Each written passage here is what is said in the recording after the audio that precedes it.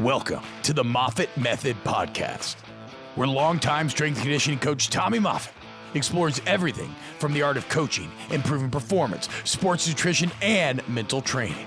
Now, welcome your host, Coach Tommy Moffitt. Welcome to the Moffitt Method Podcast, and I am your host, Tommy Moffitt. If you're listening for the first time, please take a moment to subscribe to the podcast and share it with your friends. For more information about the Moffitt Method Speed, Strength, and Conditioning Program, please visit our website, themoffittmethod.fit, or email us at info@themoffittmethod.fit. Our special guest today is Eric McMahon. Eric is the Coaching and Sports Science Program Manager for the National Strength and Conditioning Association. He joined the NSCA in 2020 with over 15 years of coaching experience in professional baseball with the Texas Rangers, Milwaukee Brewers, MLB Europe, and collegiate athletics. Eric often presents in the U.S. and internationally on coaching, sports science, and leadership topics, in addition to contributing to numerous published articles. For the NSCA, he organizes and collaborates with professionals and groups across the NFL, NBA, NHL, MLS, and MLB, in addition to college and high schools at all levels, to support professional development, education, and career advancement opportunities. Eric is also a football alum from St. Lawrence University, where he graduated with a degree in biology, and he earned his master's degree from Springfield College in strength and conditioning. Welcome to the podcast, Eric. Hey, Tommy, how's it going? It's going well, man. Thanks for coming on here. I'm really looking forward to our conversation today and excited about talking some baseball and stuff that the NSCA has got going on. Perfect. Let's get it going. All right, good deal. So you were a D3 college football player and then pursued a career in professional baseball strength and conditioning. What led you to make that switch from football to baseball? Yeah, that's a great question. I would say I discovered strength and conditioning through my college football experience, but really one of my first jobs growing up, I worked as a parking attendant at a minor league baseball field in Burlington, Vermont. So, you know, anything about the minor leagues, you're pretty close to the players when you're there every day. And so just getting to know those guys and the experiences they were having, I realized there wasn't a lot of great strength and conditioning going on in the game, especially at the lower minor leagues. And so when I pursued strength and conditioning, like most in the field, I think we keep our options open. Hey, maybe I'll be a football guy, or maybe I played high school hockey. Maybe I'll do that. But I really saw a need for professionalism and just some new folks getting into professional baseball that knew strength and conditioning. I thought that was a really valuable path to pursue. So that was really my motivation to do that. But funny story, first time I saw a job posting for, a minor league baseball position, because I was a pretty big baseball kid growing up, and I just followed it. I knew all the players on teams, and I had a lot of baseball cards, but I saw I think it was a posting for the Mets, and it was a minor league position. And I remember interpreting it as, it may have been monthly, but I interpreted it as $1,000 stipend for like an internship for the whole summer. And I remember thinking, wow, that is so cool, but too bad I'll never be able to afford to do something like that. And a few years later, maybe I read a little better, on the job descriptions, but it was they started to look a little bit better where I could at least use that as a summer internship between semesters at Springfield, or just pursue a career in that. So yeah, like any of us, man, I wanted to get into a position where I could just get incrementally a little better every year, but that was my path, and that's why I pursued baseball. When you were at Springfield, was Dr. Jones still over the strength and conditioning department in internships? Yeah, she was. She was the program lead. She was my advisor there at Springfield. Oh yeah. And I know we had a lot of my classmates going down to LSU and Yeah. working with you at that time. And so I'd always hear, we did a good job with our internship program of Yeah. students Hmm. coming back, and we'd have whole seminars and meetings on, hey, what'd you learn this summer? Or what'd you do in your program? And so it'd be everything from college football to professional baseball and everything in between. Yeah. And that was a really great learning experience, just being at Springfield under Dr. Jones. She's at George Mason now, Oh and wow. just won our William Kramer Sports Scientist of the Year award with the Oh NSCA. So wow. she's doing, that's a She's really prestigious award. She's done some really great things for the profession. Always been very dedicated. So I'm glad you brought her yeah. up. Yeah, so the first time I met her was when Eric Ciano was at Springfield, and when he came to Tennessee, we met, because we had to sign paperwork, I guess. We had to sign paperwork or something. So that was my first introduction with her. And then we stayed really tight, and she did a great job. She looked out for us and sent us a lot of really good young coaches, and we had a great relationship until she left Springfield. And then we touched base a few times after that, but it's been a while. So please tell her I said hello, because she did a great job for us and for the students that we employed. Yeah, absolutely. Will do.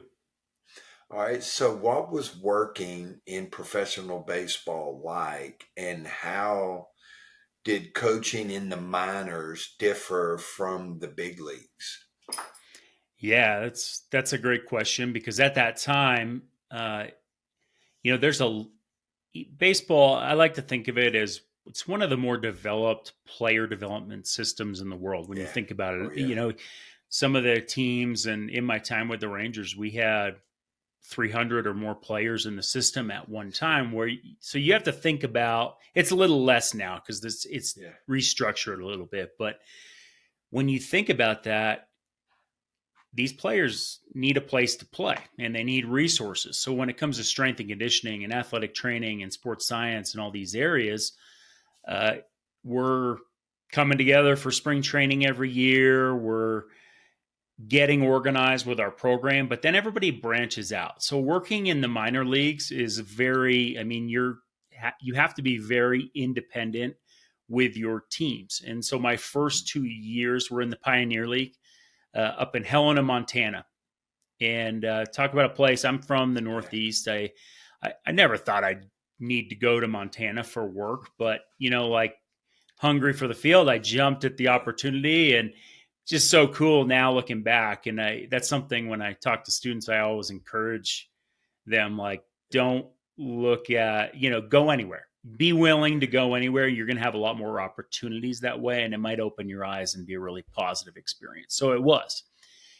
And, in those environments and in baseball in general, I'll preface it with saying that, it's you and one athletic trainer at the minor league level. So certified or not, I'm helping that athletic trainer. They're helping me to get the program done well. And at that time, baseball's come a long way. Really recently, there's been a lot of growth with just how we're training athletes. But, at that time, one of the biggest challenges was just getting the players to a place where they could train, just the mechanics of it, the logistics of it on the road and even at home. I mean, we didn't have a training facility we were at a Legion field in Montana. So the mechanics of it and having someone dedicated to that's really what we provided the organization. And then, so I'm coming out of Springfield, and I'm, super excited. I have these professional athletes. I'm fired up. And I mean, I'm attaching rubber bands to a flagpole. I'm carrying, water jugs out there, just, the heaviest thing I could find to find resistance when I can't get players to the field. So you really, you get to do some cool creative things. And I think there's a level of creativity that is really important for our field. So I enjoyed that.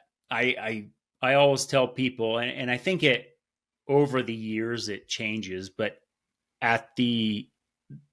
I loved going on the road into a random, it might be a 24-hour fitness or a random facility.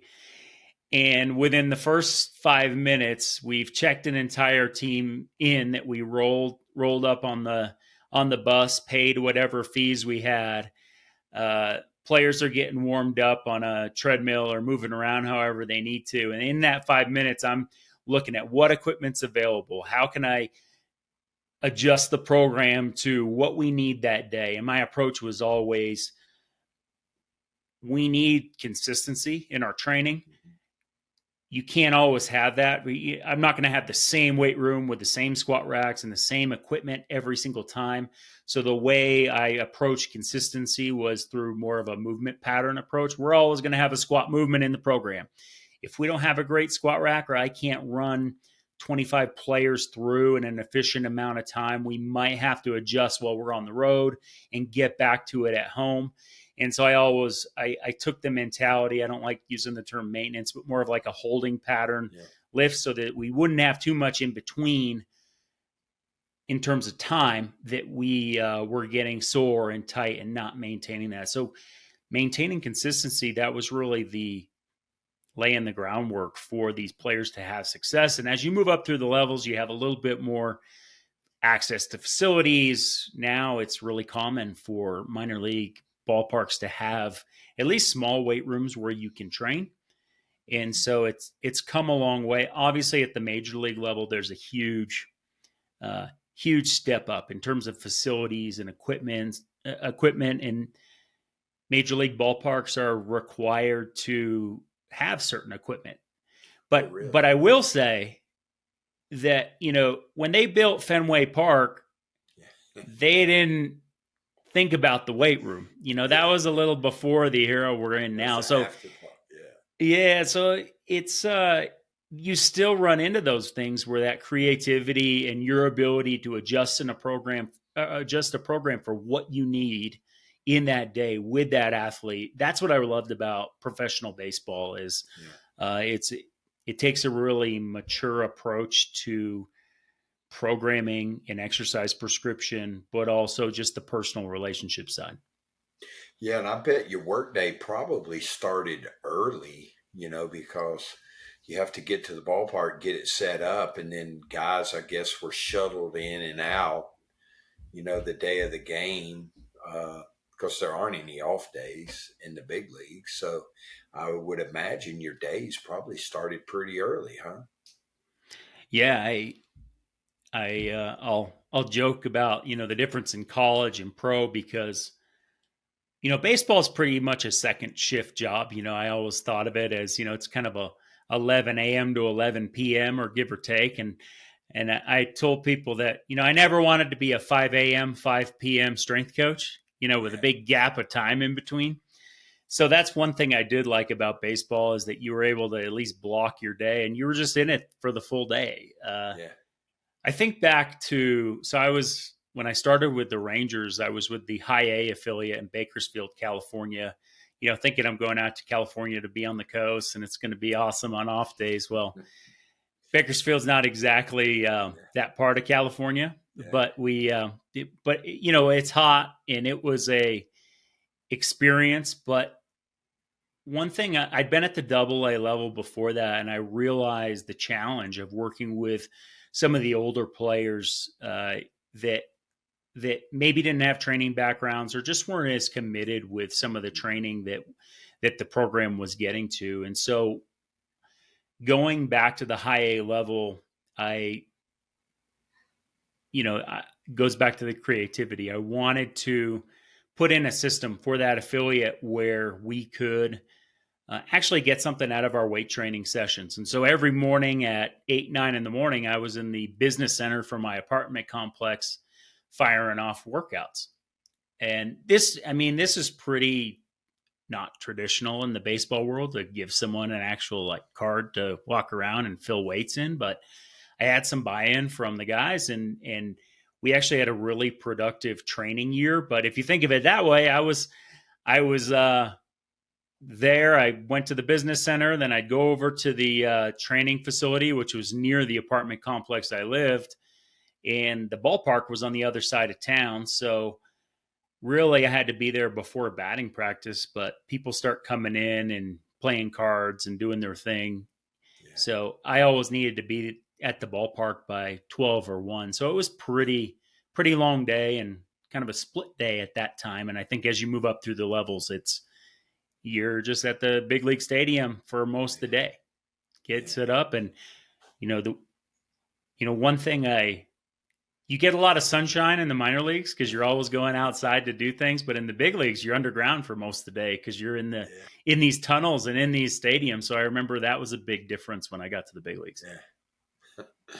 All right, so the Moffitts are a huge baseball family, going way back. And so I want to talk some nuts and bolts about baseball training. And I'd like to start with the pitchers, okay?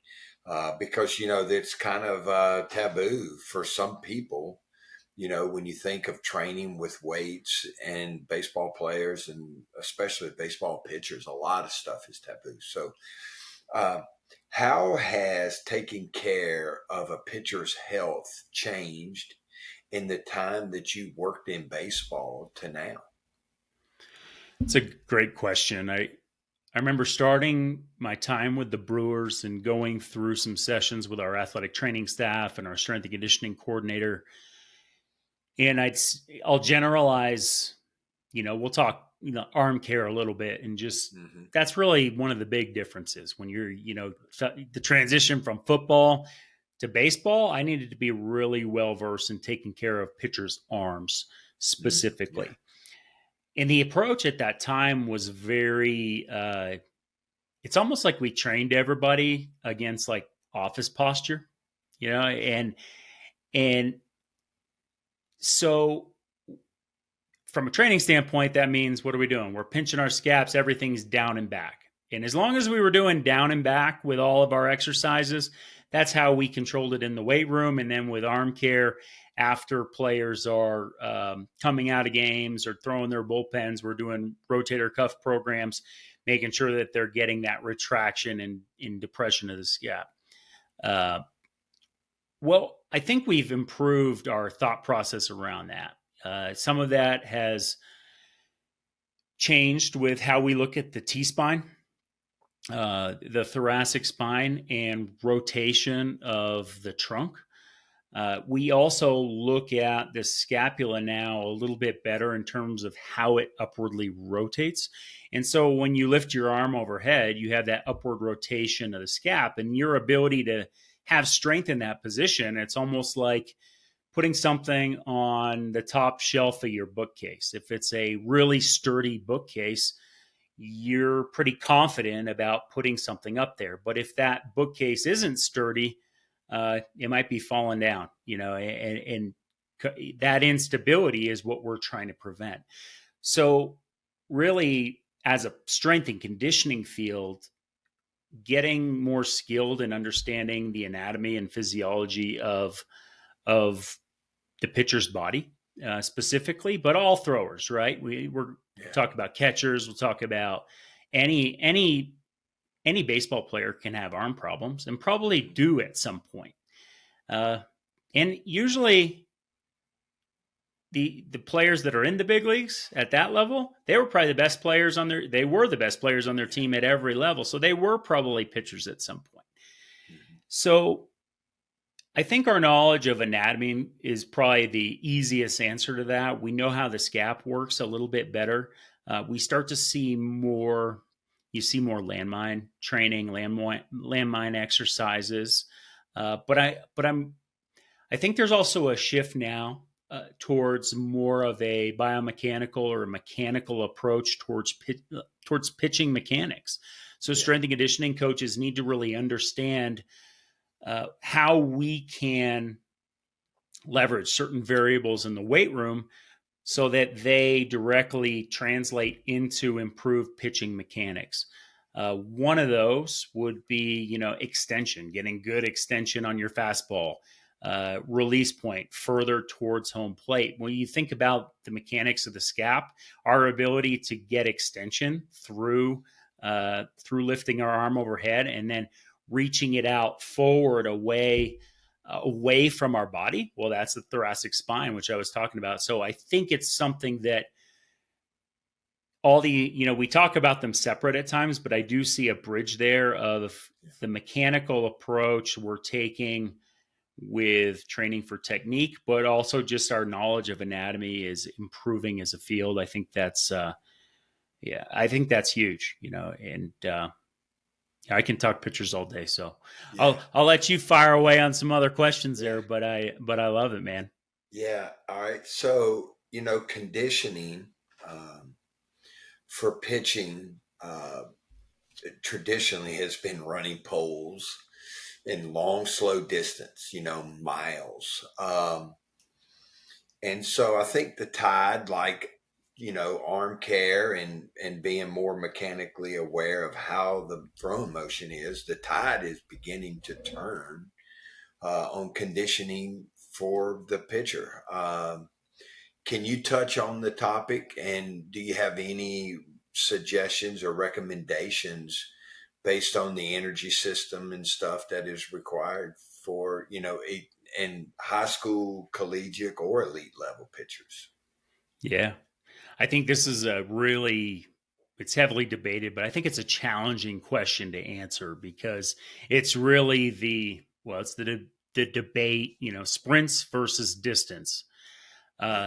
I'll touch on it in a few different ways. I think one thing we haven't done a great job of when we say, pitchers don't need to run distance. Well, we don't really define what distance is. Right.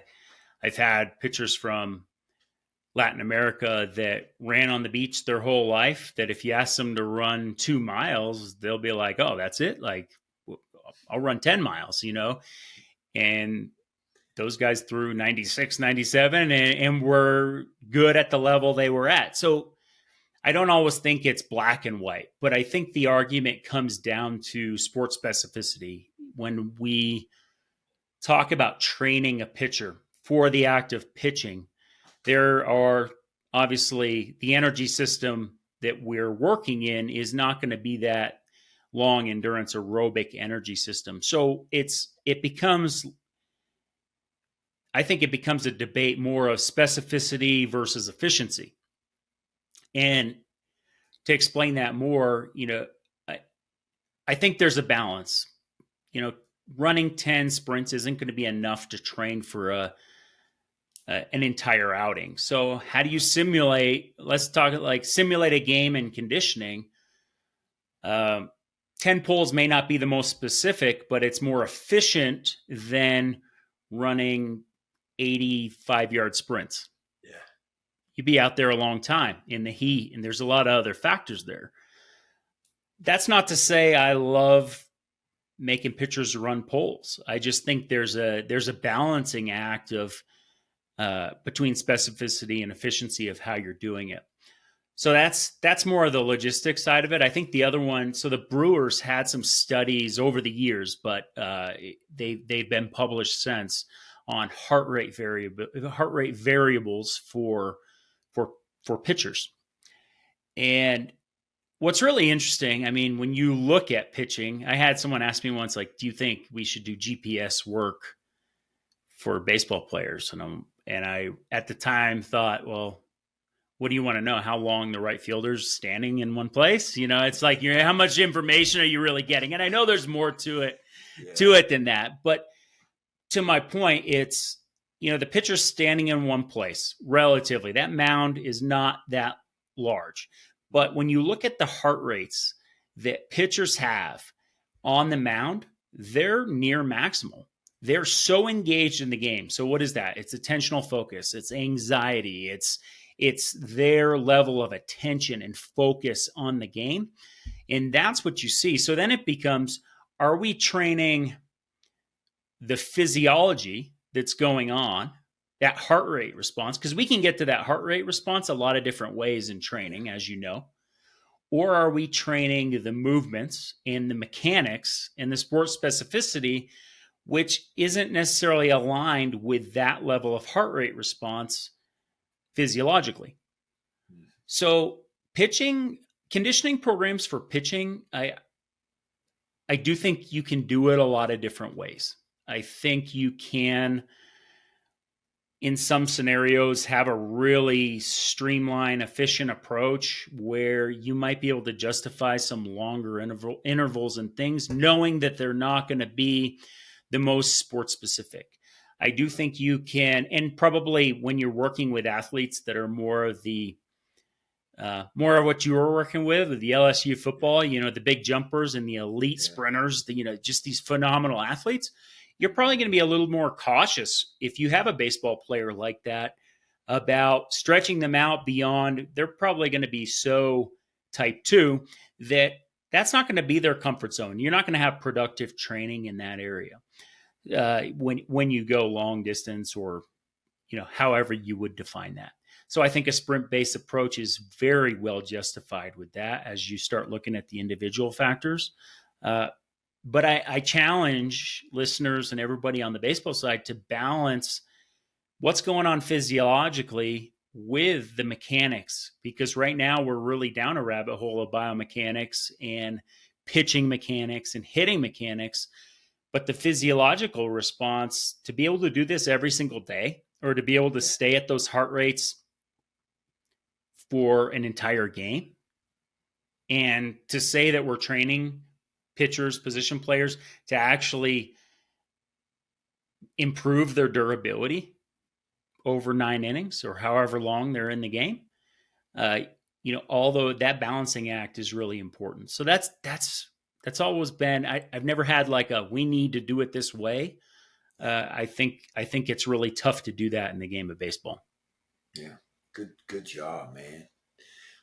And you give a lot of food for thought there because, we know the structural changes and things that happen on a physiological level when you do long, slow distance. You increase mitochondrial density and glycogen storage capabilities and a lot of other things that is needed between pitches. So I think a sprint-based program, and I think this is kind of what you're saying, a sprint-based program will condition the energy system required to hurl the ball to the plate, but then you also need a base of aerobic conditioning to carry, the need for a 2-hour game and 7, 8, 9 innings if they stretch a guy out like that.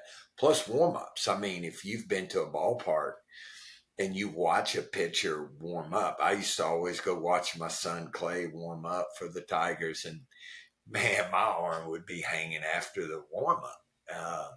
And then when you got a guy in the bullpen, waiting to go out there to throw, so you do your pregame throwing program, and then you go sit down for 30, 40, 50 minutes, and then you got to get up and go to the bullpen and warm up real quick, So there is a need for an aerobic base for that also. So I like that. I really do. So let's talk some strength training. Have you found evidence, because people will argue this because the baseball is so light, that strength training in baseball is beneficial for increasing a player's fastball velocity? In other words, is there evidence that shows that by increasing my lower body strength or my upper body strength and my power will actually increase the velocity of my throws? So there are some studies going back to the 90s that show that, and I think it's very logical for us to make that connection. One thing I will say, working at the professional level, and for most of that time being at the minor leagues, when we do testing with our athletes in professional baseball, typically the highest performers in testing and strength and conditioning are going to be your established minor league players, not always your major league players. And some of that, I mean, that's really the age thing, right?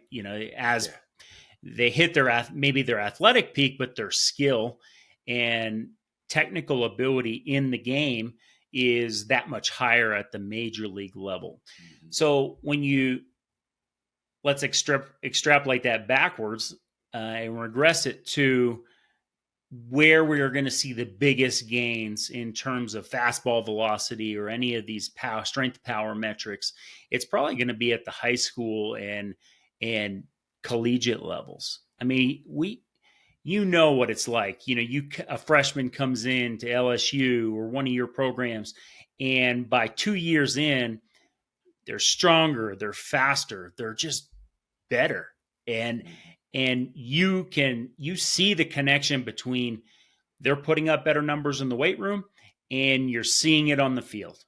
And that's just, they just hadn't gotten to that potential yet. So that same thing applies for baseball. I think strength training for a high school baseball athlete, they're not just going to throw harder with a baseball. They're going to do everything they do athletically. They're going to improve, especially if you're focusing on the right muscle groups, lower body movements. And so a foundational strength training program will do that. I think eventually I think this is true for football too, is, at youth football, you get by with a conditioning level. In high school football, depends on what state you're in, but it's a combination of conditioning and a little bit of strength. A lot of strength if you're in like Texas or Louisiana or one of those states, but not so much strength if you're up in Vermont where I played. You just had to outrun them. But then once you hear about all these college wrestlers become offensive linemen and they're so skilled in the NFL with their hand game and hand skills.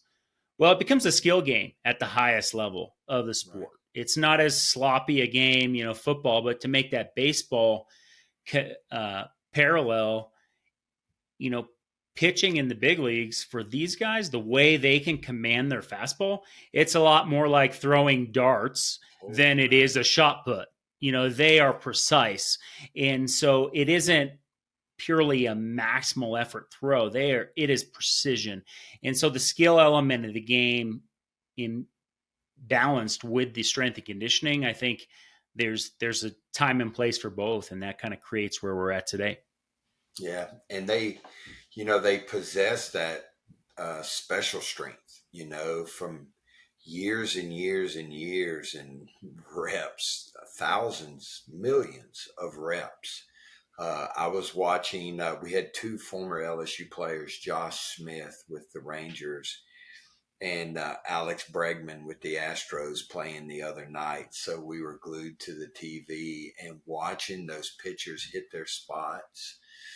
Whether they were throwing a curveball or a slider, it did not matter, man. It's amazing the way they can hit their spots over and over and over again. The repeatability that the big league pitchers have is amazing. So this year, and I think the majority of the listeners, especially if you're a collegiate baseball fan, you've heard the name Paul Skeens. He was our lights out pitcher this year, our Friday night starter. And they made a big deal out of him because he had about a 5 mile per hour jump in his fastball velo consistently from, last year to this year. He played at Air Force last year. There's a lot of demands academically and, with the military, and there's limitations on the amount of time that you can spend training. So he came to LSU where, he was able to focus a little bit more on his development and resting and eating well. And he had a legit 4 or 5 mile per hour average increase on his fastball velo. And there were games, heck, the first game of the year, the first start he had, I think he went 90 pitches. And his 90th pitch was like 98 miles per hour in his first outing. Guy has a cannon for an arm. So it just amazes me the durability that these guys have, having sons that pitched and played the game and brothers and nephews and all that played the game. It's just amazing when you see someone at such an elite level can go out there and repeat it over and over and over again and stay healthy and their arm not fall off. Yeah. Like I said, my arm would fall off after the pregame warm up. So that leads me to my next question, and that's throwing programs. You hear a lot of talk about long toss programs and stuff like that. Did you see much of these progressions, in spring training, and how the long toss progressions and the shorter high velocity throws were used to develop the specific strength and conditioning that a pitcher needs leading up to the season? Do you have much experience with that? Yeah. So you And I become know sort these of are a tough. Hey, I'm you're grilling you're here, but you're hitting me I hard, love man. this, man. I'm gonna get some phone calls after this. I better be on my game. You know, so you become sort of a jack of all trades when Yeah. you're in the minor leagues or in baseball in general. And a good example of that is when you're the staffs that are in Arizona and Florida doing rehabs. They're very involved in the return to throwing programs of pitchers, position players. And so that's really where I first got exposed to kind of a strength and conditioning concept related to throwing programs, like more of that short, higher velocity or progressing velocity and shorter distance versus the traditional mindset, which is, stretch it out to 300 feet and just it's going to translate into whatever velocity. So I think there's a balance there. Baseball is a very traditional game, and I go out. I mean, as of a few years ago, when I was doing this, I'd say most teams probably have a structured long toss program that they give their players. It's I think the risk of long toss, too much is obviously it can become a little bit different throw. It's mechanically a different, you're releasing on a different angle. And so that's always the debate of how specific is it?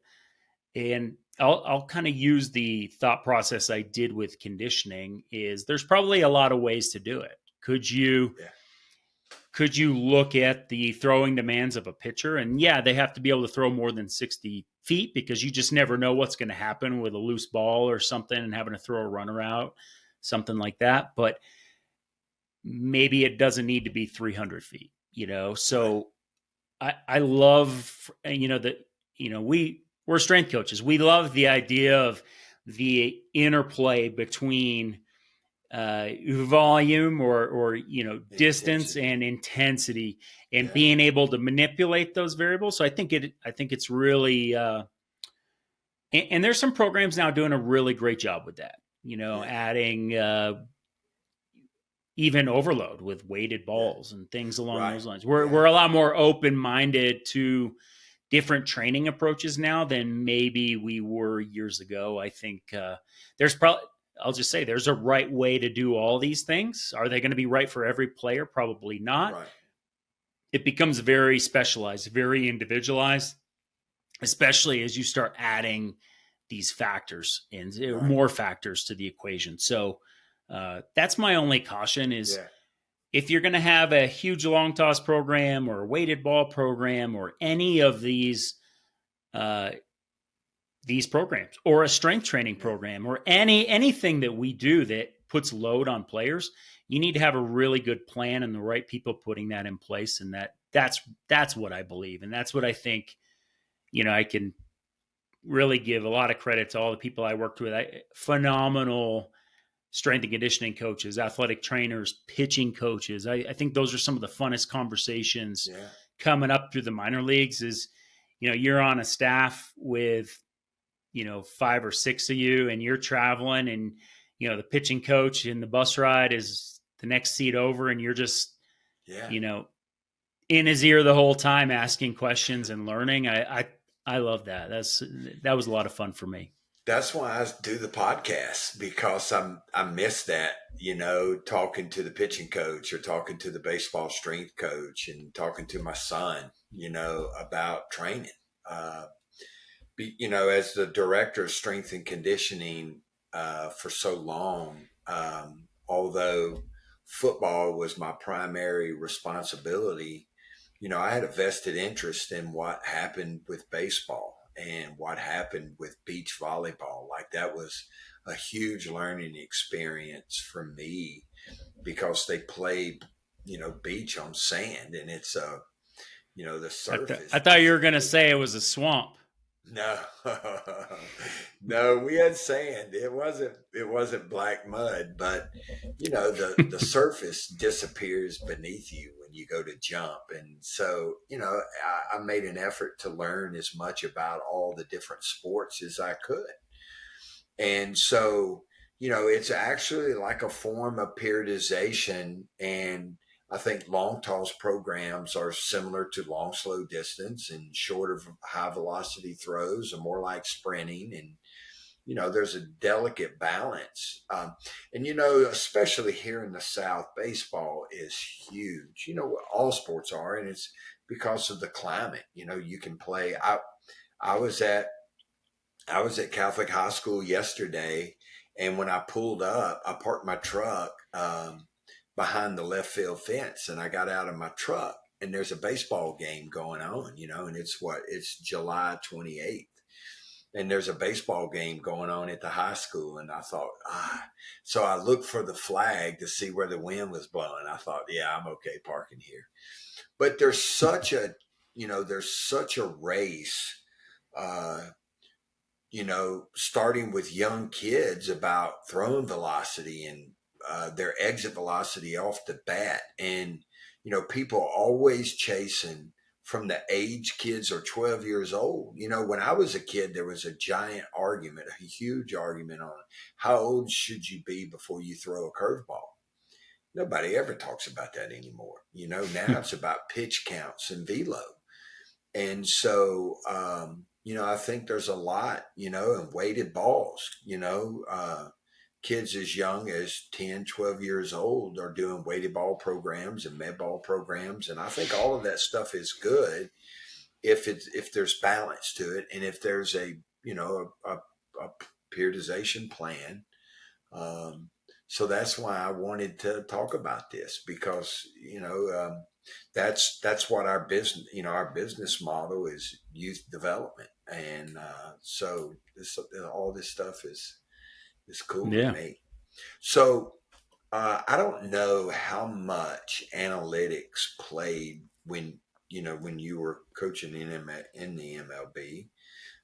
There's a lot, of stuff that's come out now.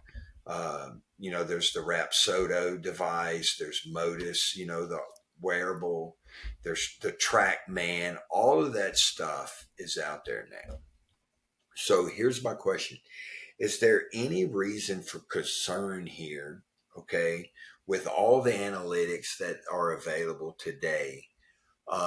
Should parents and coaches allow kids to develop naturally, as far as their throwing motion and stuff, because you were talking about mechanics, and how do the different arm slots affect the forces on the elbow and shoulder? With all the stuff that people have available to them now, how does all of this affect the youth, in your opinion, as they, get older and go through the different ranks? Yeah, it's a big question. And I think it's, I have a problem with big questions. I love it. I love thinking about it. And I'll start with arm slots. As a strength and conditioning coach, this isn't my area of expertise, but what I will say is, you see a lot of 3/4 arm slots, in the big leagues or coming up, and probably, I'll say probably the majority, nobody's straight overhead. Yeah. And what's interesting is it's easy to say you should train people towards their natural arm slot. But if we did that, nobody would ever be pitching in the big leagues as a submarine pitcher, because nobody does that. Or sidearm pitcher. That's pretty. So I've seen those transitions happen, and yeah, there probably needs to be a path towards just making yourself more effective, or finding a way to pitch or throw that is more effective so that you can have more longevity in the game. Yeah. But, from a youth standpoint and working with developmental athletes coming up through the ranks, I think there's a difference. And so I hear the terms like pitch development or swing development, and it's very biomechanical. We're putting sensors on bats. We're putting sensors on kids, and we're training them to be very specific in their movements. And we're just better skill coaches than we ever were before. But I think there is a balance there of mechanical efficiency and safety versus pitch and swing development specifically. And I think if you're using these to help athletes thrive in their natural abilities, in the way that, in optimizing the way they perform, the way they throw, taking out mechanical inefficiency, that, I mean, you know how it is. We have kids, like teaching kids mechanics. You do something right with your arm, well, your legs are out of whack, and you got, it's just like, it becomes more instructional. And I think that's what we have to be great at, is instructing players to be more mechanically efficient in what they do. So, and then by doing that, they don't not only get better, but they become more resilient because they're more efficient. And then you talk about just how durable these players are. I remember major league player came down. We were on the road and was just hitting with a hitting coordinator, taking batting practice for over an hour. I mean, little breaks here and there, but I'm getting tired just watching this guy, and he's just powering them over the fence. It is so impressive. And it's not the distance he's hitting the ball. It's the amount of time he was able to just keep his posture and keep his swing all the way through and work. So it goes back to strength and conditioning. We're not just training these players for the game. We're training them for the ability to train and practice for the game. We don't think about that in baseball a whole lot. I think football maybe does that a little bit naturally, just the football culture a little bit more. So yeah, I always think safety is when I know if someone's working with my kids or I'm working with someone else's kids, I got to put safety first. Yeah. I mean, that's, that is first and foremost. I mean, from the NSCA, you're going to see a lot of that with the resources that we put out. Yeah. And that means a lot to me, but that doesn't take away from, we've done a lot as a field and as an industry, in baseball in general, with our position coaches are so well versed in these new technologies, and I love it. I think it's something we're all kind of coming together and learning a lot. Yeah. So enough about pitchers. I want to talk about, I think, the most brutal position in baseball, and that's the catcher. Especially here, you put all that gear on, and you're in a squat for 9 innings. It's tough, and then you got to hit. And so, how did you train the catchers differently than the POs and the position players? Was there a lot of difference? Yeah, it's a great question. I'll jump kind of to the major leagues, because during that time, the nice thing about the big leagues is, there were starting to be assistant strength coaches. So there was 2 of us, and I was in that role, and I had more time than I had previously at the minor leagues. And I started using a lot of velocity-based training, gym aware technology to really just to provide players more feedback on their training. But I was learning a ton, and catchers was an area that I thought of a lot. Up to that point, all you could really do was, it's pretty common to say, hey, I know you're squatting all the time, so we're going to pick and choose our battles with where we're getting depth in the weight room. And so that always stuck with me. Maybe it favor like a trap bar deadlift versus a back squat for a catcher. But when I can think of a few programs we had in the big leagues using the gym aware that I would actually do some box squats with band resistance to kind of drive that stretch shortening cycle and create a little bit more spring. So it simulated them popping out of their stance, but it also controlled for depth. And that was their squat movement. So I consider that more of a speed power type movement. And then we got heavier in the trap bar deadlifts. So I never felt like I really needed to push them into crazy depth because we knew they had that in their arsenal. Like that's not going to make them better at what they do.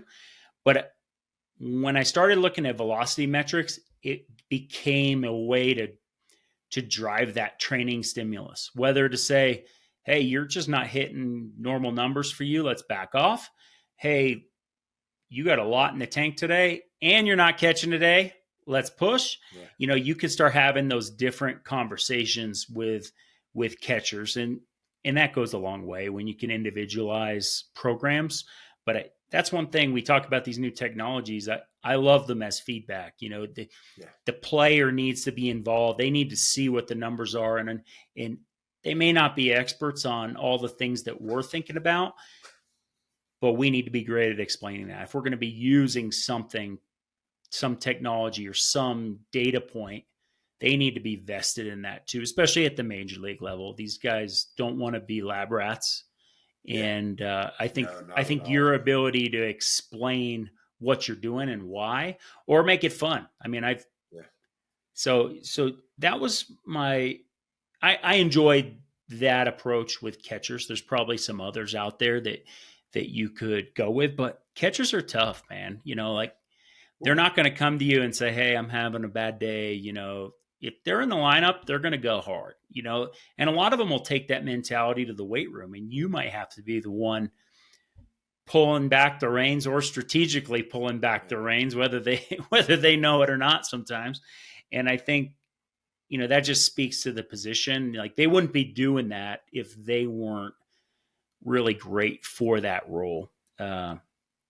So I always think of it like this, train catchers with rewarding velocities, find speed of movement and loads that allow them to really feel like they're moving, well, honestly, fast. We don't catchers aren't that fast all the time. So we want them to move fast, but we also know just the continuum of strength. If I can train in sort of a mid-strength power range of velocity, there's going to be some strength carryover there that keeps them going. And then we can get back to the heavier stuff, maybe in the off season or when we have opportunities. So that's my approach with those guys. That's very similar to the approach that we had with our football players in season here at LSU. The back squat, is, probably the base of the athletic pyramid as far as strength and conditioning goes. But, there's so much contact in football. We chose to focus more on, velocities and strength, speed with the back squat. And then we used, different pulling movements from the floor as our strength movement in season. The time under tension and the compression forces on the spine were a lot less when doing pulls. And then we used the back squat, for strength, speed. And I think it kept our guys healthy and feeling better, after a big football game of getting, because that's, your contact was all with the upper body and it's transferred through the spine, through the legs. And so we felt like that took a big load off of our guys, and they felt, I think, they told me they felt better. They liked it better than that. So that's similar.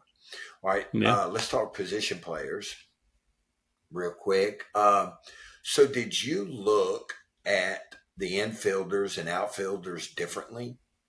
Because movement wise, your middle infielders are more like a slot receiver, I guess you could say, and then your outfielders are more of your speed guys. But how did you look at those? And then, as far as max velo training goes, how much work was spent doing that with your teams?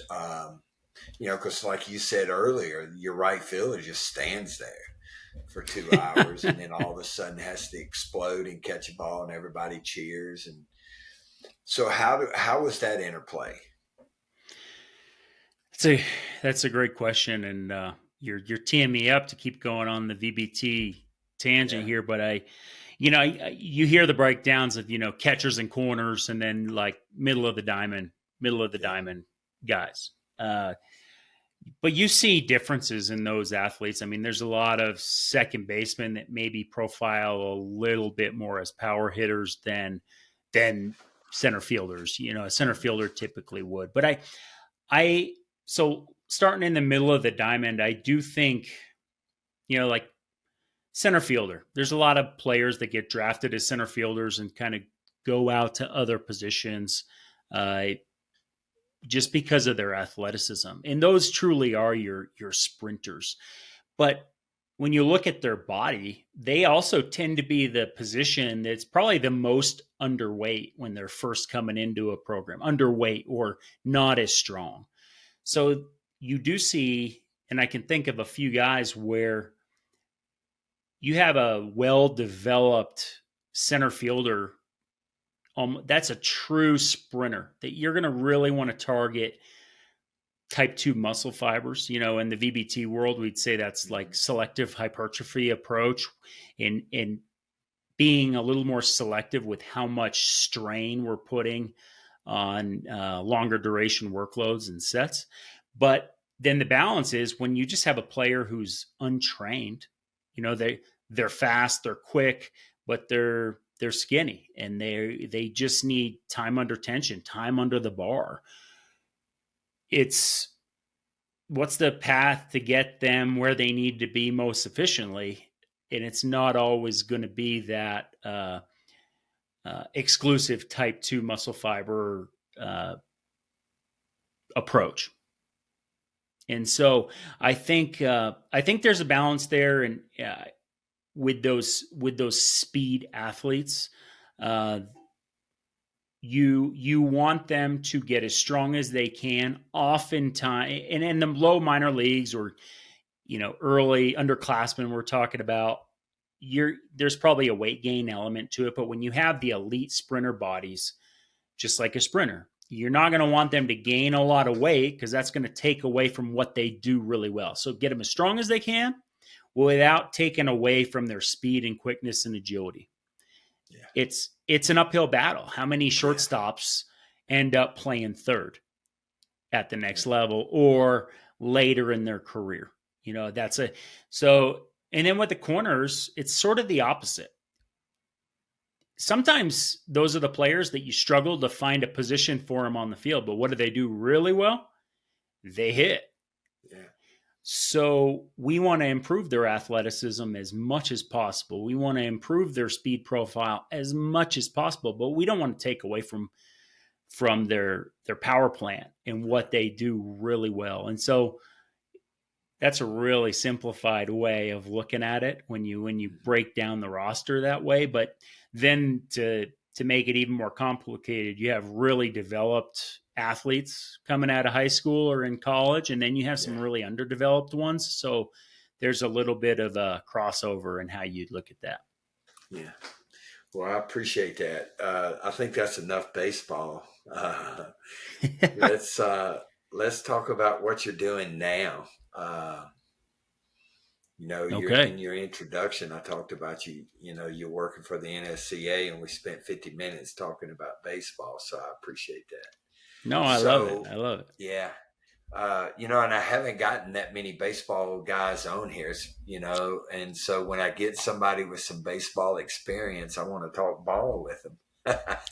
No, it's perfect. Oh, so what led you to the NSCA? So I can jump right in there. Yeah. I went to a liberal arts college, played Division III football, like we talked about, and I was really fortunate to realize that there was a strength and conditioning field out there.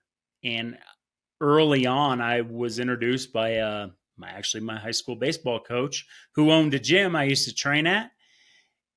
Hey, if you're really interested in this stuff, the NSCA has a great certification. So probably was less than a week. I was a student member of the NSCA.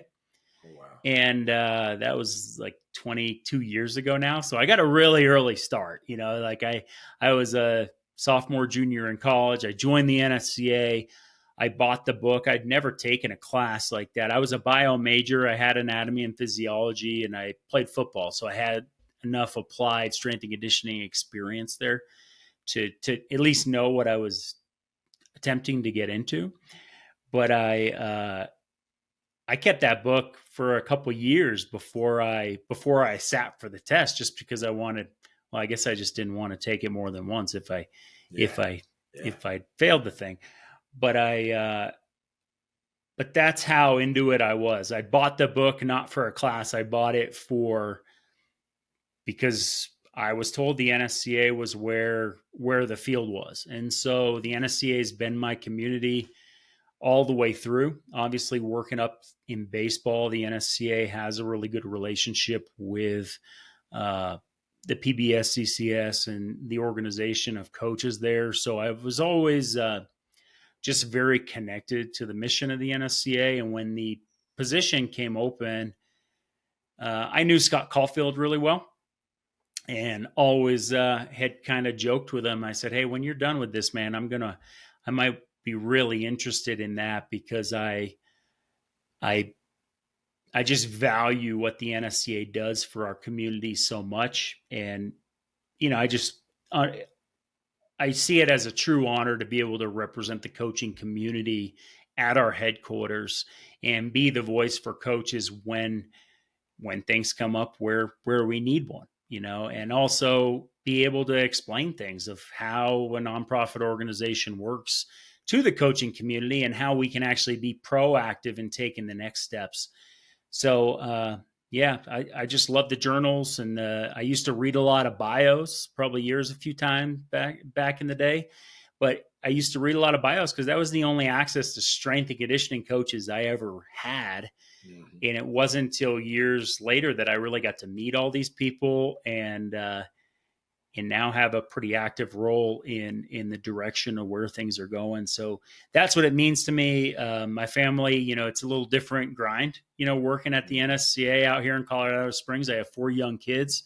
And so it's a really great place for us to be as a family, in addition to work. But I still love to travel, just like in baseball. So I'm out and about to different events throughout the year, all of our national conferences. I've done a few international events, and NSCA means a lot to me. And it really is the same reason I got into the profession. Was I had such a great training experience that gave me an opportunity to get on the field. And that was important to me, that I know what this field can do for people. I know that it can benefit people.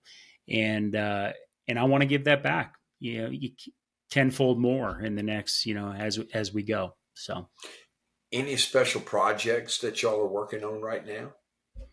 Yeah, so it is conference season at the NSCA. I know you were a keynote for us at the national conference last year, but we just had our national in Vegas this year. It was like 115 on the pool deck at Caesar's Palace. So I spent most of my time inside at the national conference. But we have our tactical annual training coming up back in Vegas in a couple weeks. We're going to have a sports science clinic, the 3 T's, coming in early December. Coaches conference right around the corner, at least for me, because of all the planning. Looking at January, and then our personal training audience, we have a online event in October. So it's a busy time at the NSCA and the event world. I also, I credit my use of VBT and the big leagues to kind of open my eyes to this, but I work to develop our CPSS certification as well. in our sports science program. And so that is taking off. A lot of strength and conditioning coaches are taking the next step towards data analytics, more analytical testing programs. We talked about some of them today. So that CPSS is a great pathway to advance for strength and conditioning coaches, but also athletic trainers, other members of the sports science community on the practitioner side, and then researchers and academics. So it's really a coming together of, an integrated athlete center approach is what that is. And strength and conditioning is a part of it, but it goes beyond that.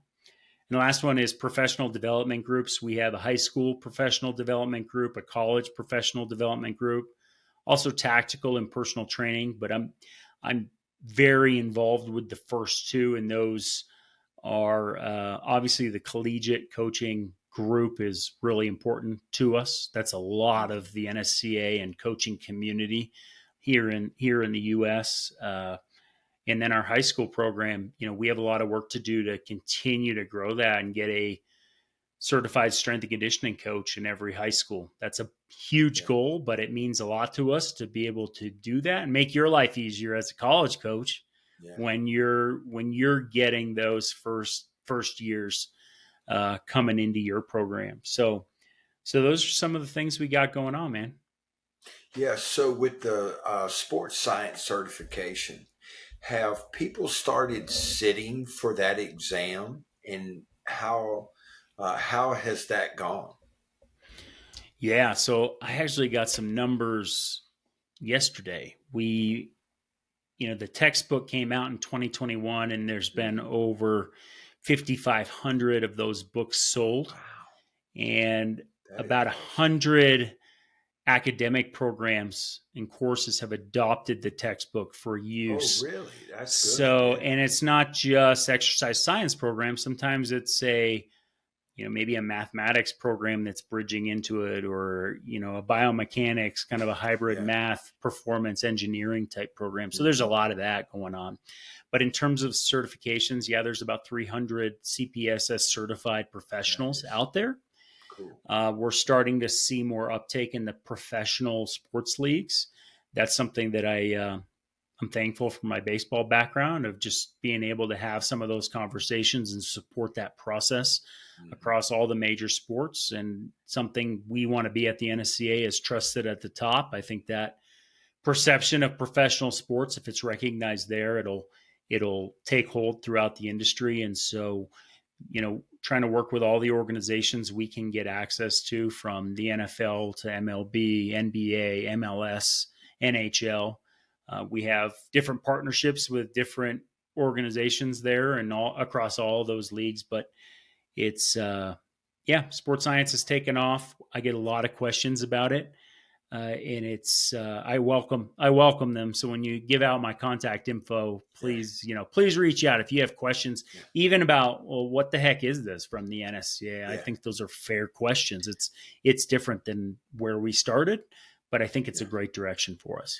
No, it is. And because it's so prevalent now to have a sports science director at a university. And, there are high schools now that are adopting GPS technologies and velocity-based training systems and heart rate telemetry technologies. And, so there's a lot going on in that field. And it's one thing to record a bunch of practices and record your workouts, but then it's a totally different thing to sit down and actually, with your coach, help your coaches to formulate a periodization plan for practice, so you're not going out there and practicing 2 or 3 hours a day, every day of the week, that, you actually have a plan for practice. And whether that's at the high school, collegiate, or professional level, it's something that needs to be done. And so when y'all first came out with the announcement that you were starting the program, I thought that was really neat, because it's something that needs to be done. And there's a lot to be gained, and it's great that a strength and conditioning, in my opinion, association was the first to do it, because Your coaching staff, your strength and conditioning staff, sports medicine, sports science, your sports dietitians, they have to work together as a team. And so it's really good that y'all adopted that program. I think it's awesome. So what advice do you have for young coaches in our profession today? I love that question. It's one I ask on Yeah. my podcast of all the coaches because there's, I think to the question and what it speaks to is that getting into the profession, I know I didn't have access to a full-time strength and conditioning coach. If you do, use that resource. Yeah. Use whatever resources you have, whether it might be an athletic trainer or a physical therapist. The first CSCS professional I ever met was the athletic trainer for the St. Lawrence hockey team. And he taught me a lot about strength and conditioning, and that there was even more to it that I could go out and learn from other people. And so that was really valuable to me. It put me on a path towards studying the field, studying the people in the field. I go back to reading people's bios. Pick a new coach every day. Find their bio because they're all over the internet, right? Mm-hmm. And try to read between the lines. Oh, this person was a GA here, or they went to this school for, well, why'd they go there? Was it a graded exercise science program? Were they, they got a master's degree paid for as a graduate assistant, and that made them more competitive in the field. So you start reading between the lines, but we're also in a time where you don't have to always read between the lines. I can reach out to you and say, ask you those questions like, hey, this is where I'm at. You've been such a great mentor to everybody coming through LSU. What do you think?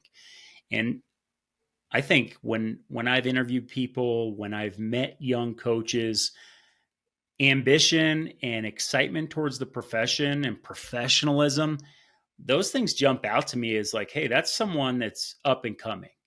That's someone that is, maybe they're overachieving in one area and they may not see the value of what they're doing entirely, but our experience in the field, we can see that. So make connections with as many coaches as possible. That might be at an NSCA event. It might be just getting on the horn and calling somebody or having a Zoom call or showing up on campus and just try to have a conversation. We're not as scary in this field as we sometimes like ourselves to look. We're pretty approachable, and I think this field takes us on a journey where we want to give back. And so I encourage aspiring coaches, students to reach out, make connections, ask questions, and just because you're going to feel like your community is the strength and conditioning